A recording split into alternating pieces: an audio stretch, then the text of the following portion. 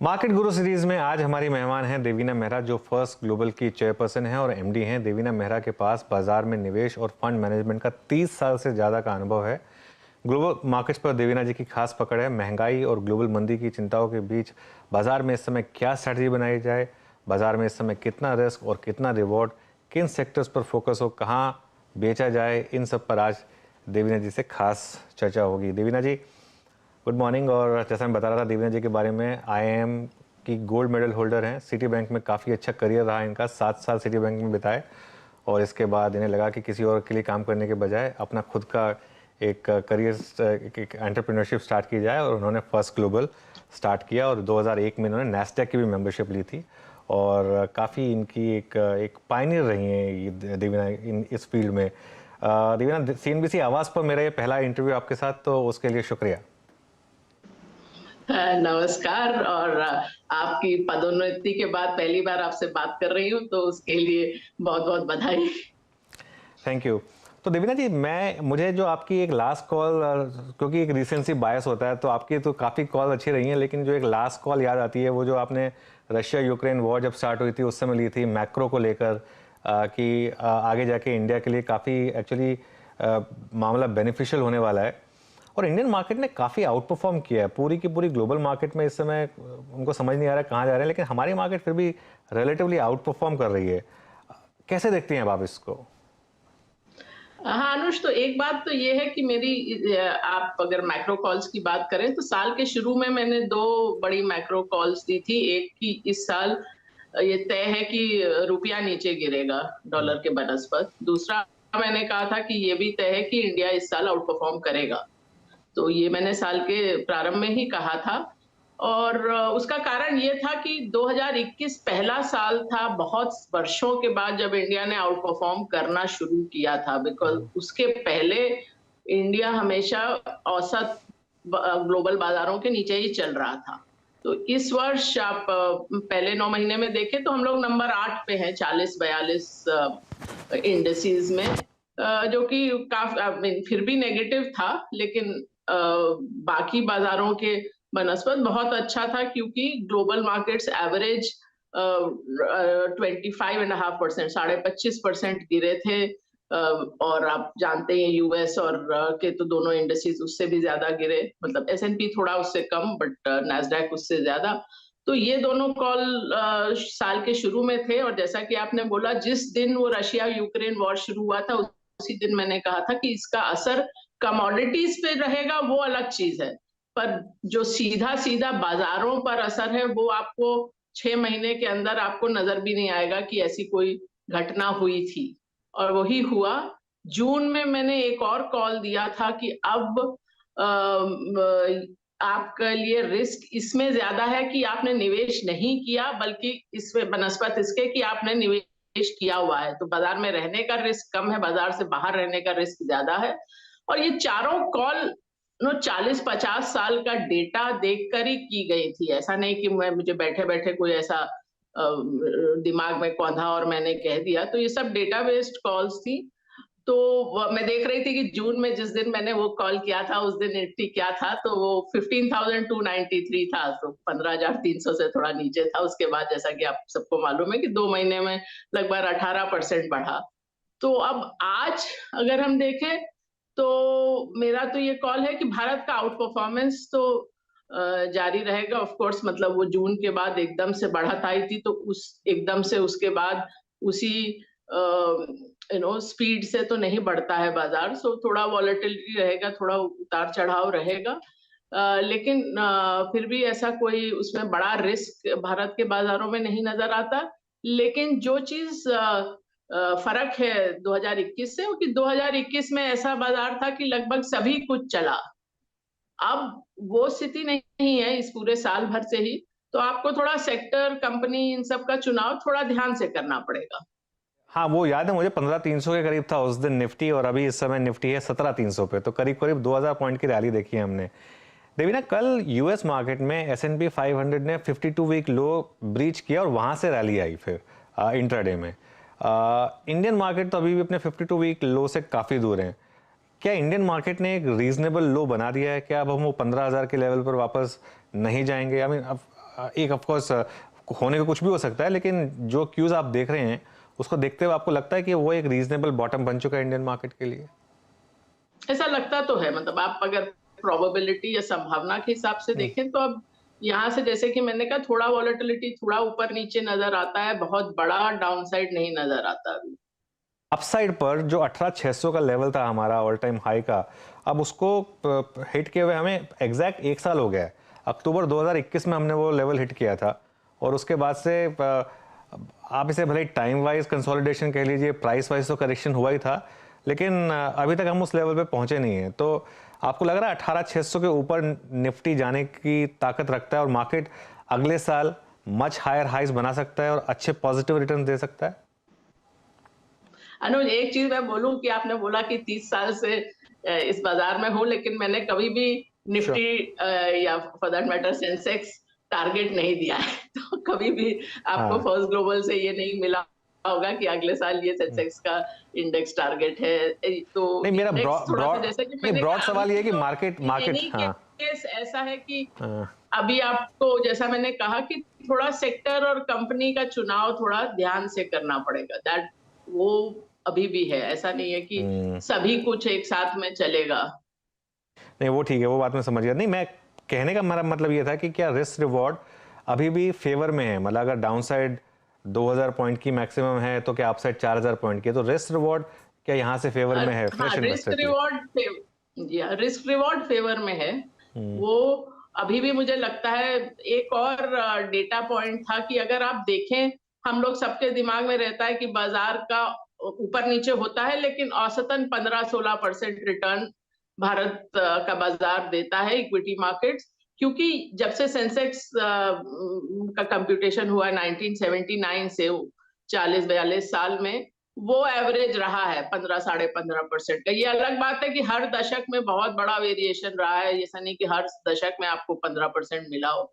पर एक हम लोगों ने बड़ा इंटरेस्टिंग चीज की थी कि अगर आपने 100 रुपए निवेश किए होते सेंसेक्स में शुरू में, तो अभी आपको मतलब ये 2 महीने पहले की बात है, तो आपको आपको 44,000 मिलते। अब हमने कहा ऐसा हो कि आपने 10 अच्छे जो बेस्ट दिन थे वो मिस कर दिए, तब वो 44,000 क्या होता है, 15,000 हो जाता है। तो 40 साल में 10 दिन मिस करने पर आपका वो 44,000 में से 2/3 रिटर्न निकल जाता है। अगर आप 30 दिन मिस कर दें, जो कि औसतन साल में एक दिन भी नहीं बैठता, तो आपका रिटर्न 44,000 से 4,000 आ जाता है।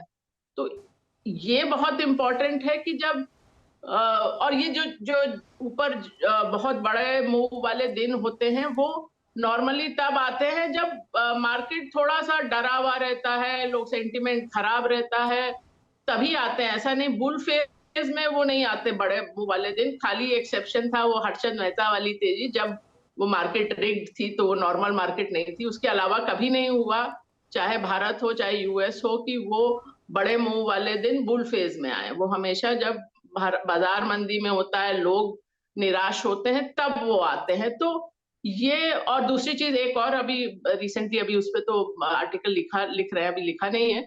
आप सारी एकेडमिक रिसर्च देखें तो सेंटिमेंट जो है वो उल्टा इंडिकेटर होता है। जब सेंटिमेंट बहुत अच्छा होता है, सब बहुत प्रसन्न होते हैं, लगता है सब अच्छा ही अच्छा हो रहा है, उसके बाद का जो फेज होता है वो सभी बाजारों में, ये मतलब भारत के लिए नहीं, ये स्टडीज मैंने कम से कम 3-4 कॉन्टिनेंट में 4-5 अलग देशों के लिए देखी हैं। तो अगले जो फेज होता है उसमें मार्केट का रिटर्न औसतन से कम होता है।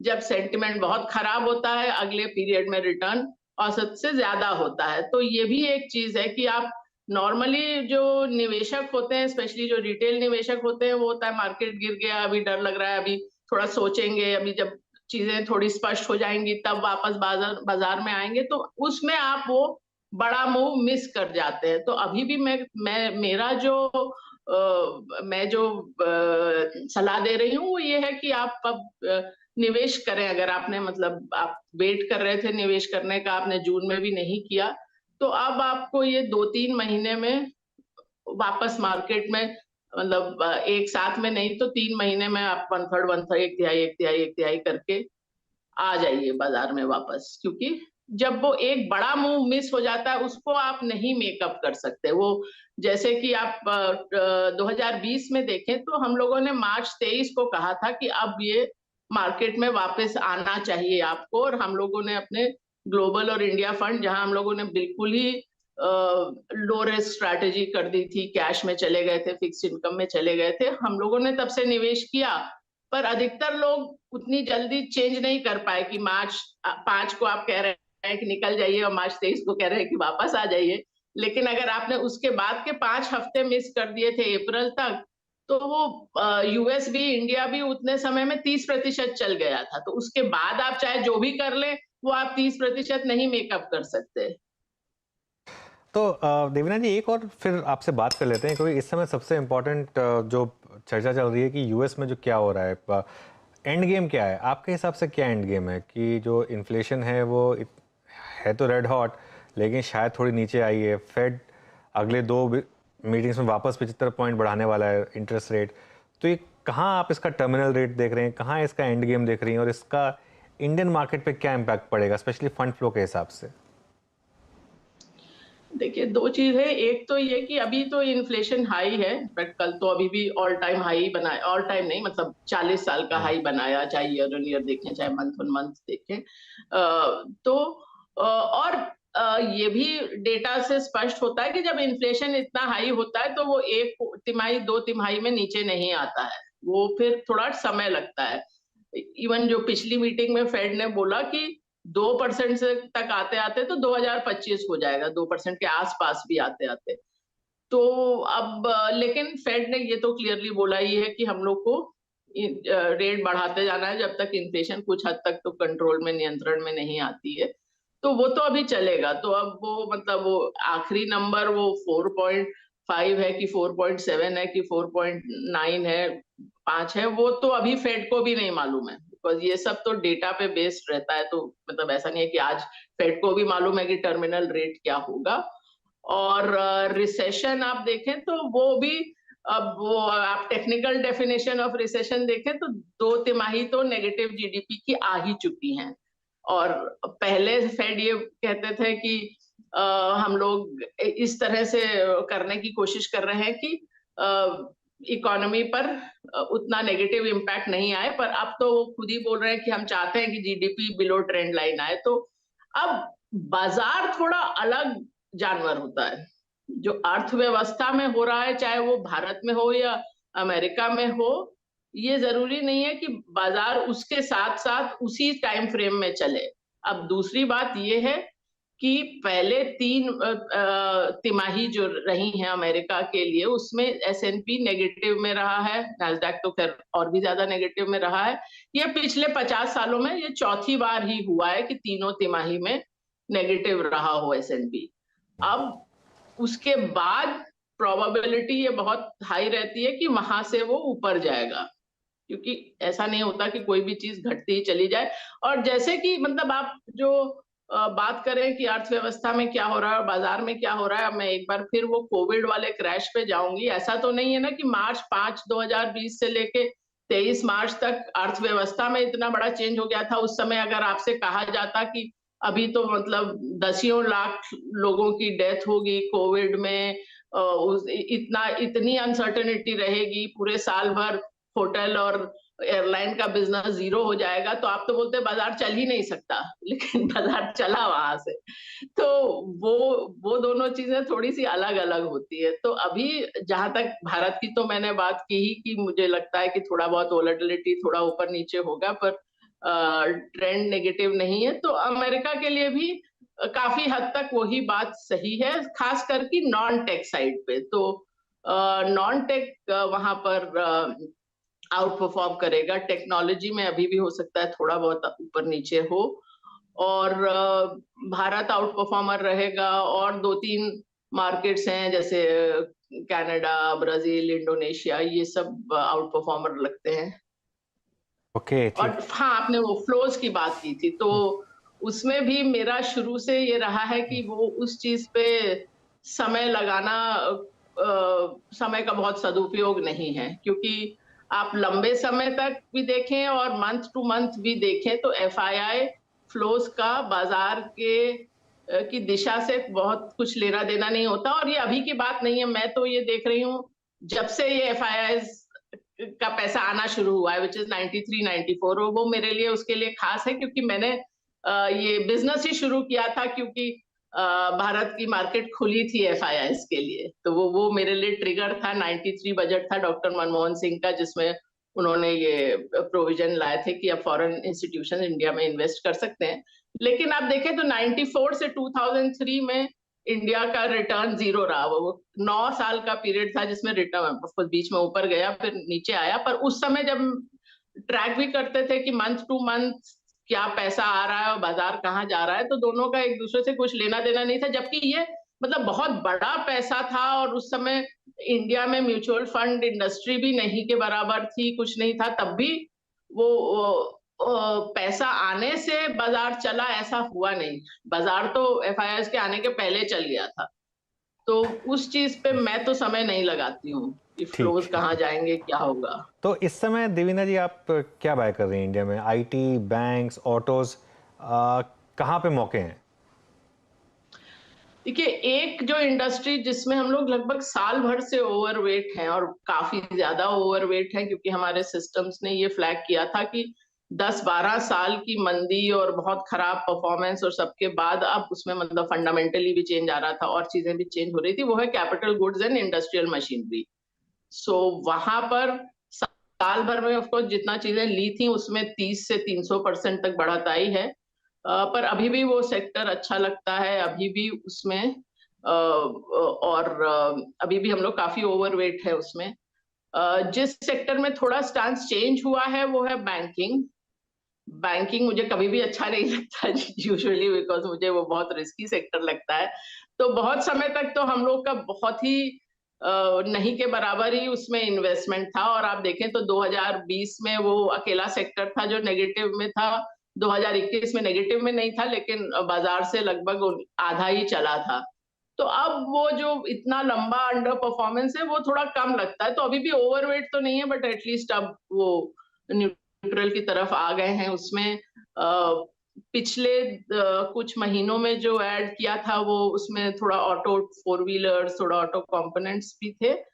और टेक्सटाइल्स और केमिकल्स में आपको थोड़ा सोच समझ के करना है, पर ओवरऑल वो भी सेक्टर्स हैं जिसमें हम लोग कुछ हद तक ओवरवेट हैं।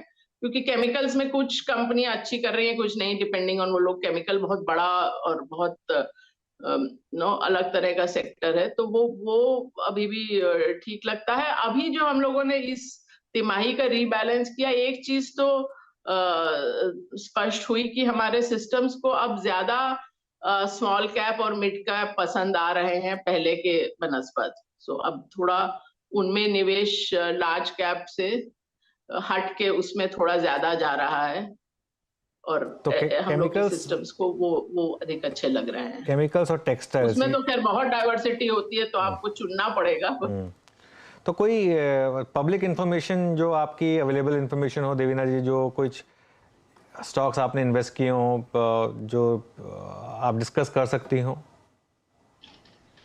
स्टॉक्स तो मैंने आपको बताया कि सेक्टोरली ये चेंज, ये पहले जो कुछ चीजें हैं जो पहले से ही अच्छी लग रही थी, कुछ अभी थोड़ा चेंज किया है। तो वो मैंने आपको बता दिया कि किस तरह का चेंज किया है, किस तरह। जो इस समय इंडियन आईटी पे डिबेट चल रही है देवीना जी, उस पर कोई व्यू है आपका? इन्वेस्टमेंट भले ही हो या ना हो, लेकिन जिस तरीके से इन्फोसिस के भी नतीजे आए हैं और जिस तरीके से बाकी कंपनियों के नतीजे आए हैं, जो यूएस में रिसेशन का फियर है उसको लेके, और जिस तरीके की वैल्यूएशन इन कंपनियों की गिरी है, इस पर कोई व्यू है आपका?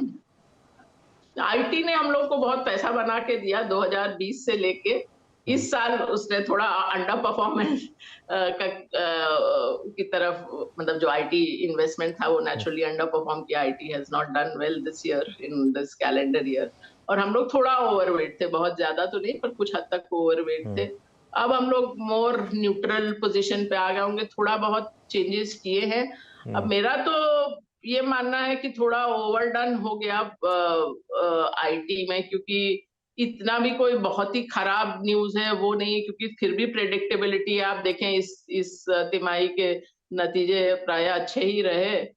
और जो एक पिछले साल भर से थोड़ा मार्जिन प्रेशर था एम्प्लॉय कॉस्ट की तरफ से, वो तो अब कम होता मुझे नजर आता है, क्योंकि एक उसका बड़ा कारण था कि स्टार्टअप्स ज्यादा तनख्वाह पे लोगों को ले जाते थे, अब वो स्टार्टअप्स को पैसा मिलना कम हो गया है, तो उस तरफ से तो प्रेशर हट जाएगा थोड़ा। ऑफ कोर्स ये है कि यूरोप का हाल थोड़ा बुरा रहेगा, तो जो यूरोप का एक्सपोजर है वहां आपको नया बिजनेस भी और फिर वो यूरो के डेप्रिसिएशन से भी जो नुकसान होगा वो थोड़ा बहुत है, पर ऐसा कुछ मतलब खराब मुझे बहुत आईटी में नहीं लगता है। थोड़ा बहुत हम लोगों ने स्टॉक्स में थोड़ा रिशफल किया है, एक दो मिड कैप आईटी भी लिए हैं, तो अभी हम लोग फिलहाल लगभग मार्केट वेट पर होंगे आईटी में। मार्केट वेट, ठीक है। अच्छा, आपने बात की कैपिटल गुड्स की कि काफ़ी एक 10 लंबी बेयर मार्केट को एंड कर रहा है वो। ऑलमोस्ट ऐसा हमने एक मूव देखा है ऑटोज़ में। यहाँ पर कोई व्यू है आपका, या आपको लग रहा है कि यहाँ तेज़ी कुछ ज़्यादा ही हो गई है और ये काफ़ी। ऑटोज में मैंने कहा ये वो अभी इस तिमाही में नहीं, करीब पिछले दो रिबैलेंस में हम लोगों ने ऑटो फोर व्हीलर्स और ऑटो कंपोनेंट्स में लिया था मेनली। मतलब टू व्हीलर्स अभी भी उतना अच्छा नहीं लगता जितना फोर व्हीलर्स में लगता है, सो वो वहां है हमारा निवेश। ओके, और किस एरिया में अभी आप कंप्लीट अवॉइड कर रही हैं देवीना जी? कहाँ पर आप बिल्कुल टच भी नहीं कर रही हैं किसी स्टॉक्स को? Real estate would be one, और रियल हम एस्टेट लोग क्यों? का काफी डाइवर्सिफाइड पोर्टफोलियो रहता है, तो हाँ। हम लोग ऐसा जब कोई सेक्टर अच्छा भी लगता है, ऐसा नहीं कि हम लोग मतलब उसमें 40-50% डाल देंगे, तो काफी डाइवर्सिफाइड रहता है। फार्मा बीच में तो काफी अंडर परफॉर्म वाले में था, अब वो उतना लंबा अंडर परफॉर्म होने के बाद और स्पेशली जब मार्केट उतना चलता नहीं है तो थोड़ा डिफेंसिव रहता है, पर उसमें ओवरवेट तो नहीं है, उसमें मतलब मीडियम में ही होगा। अम, समझ गया, ठीक है। एक ओवरऑल ओवरऑल ये मान के चला जाए कि अभी आपका एक जो व्यू है इंडिया पे अभी भी कंस्ट्रक्टिव है कि आगे जाके इंडियन मार्केट यहाँ से भी आउट परफॉर्म करेगा। यहीं पे शो को क्योंकि मैं समाप्त करना चाहता हूँ, तो ये लास्ट वर्ड आपसे लेना चाहता हूँ कि इंडियन मार्केट में बने रहें बेसिकली। हाँ, इंडियन मार्केट में बने रहे, बिकॉज अपनी हिस्ट्री को देख के भी और रिलेटिवली ग्लोबल को भी देख के भी ये बहुत समय के बाद आपको अच्छा रिटर्न आना शुरू हुआ है, तो अभी उस स्थिति पे नहीं है कि वो ट्रेंड लाइन से बहुत ऊपर है और बड़ा क्रैश आ जाएगा, क्योंकि 2010 से 20 इंडियन मार्केट ने फिक्स डिपॉजिट से ज्यादा रिटर्न भी नहीं दिया, कंपाउंडिंग खाली 8-8.5% थी। तो वो चलिए, इतना लंबा समय का जो अंडर परफॉर्मेंस रहा है उसको अब आप एक तरह से मेकअप कर रहे हैं। चलिए देवीना जी, बहुत मज़ा आया आपसे बात करके। Thank you so much time निकालने के लिए हम आज हमारे लिए शुक्रिया ओशियन अनुज। बिजनेस को।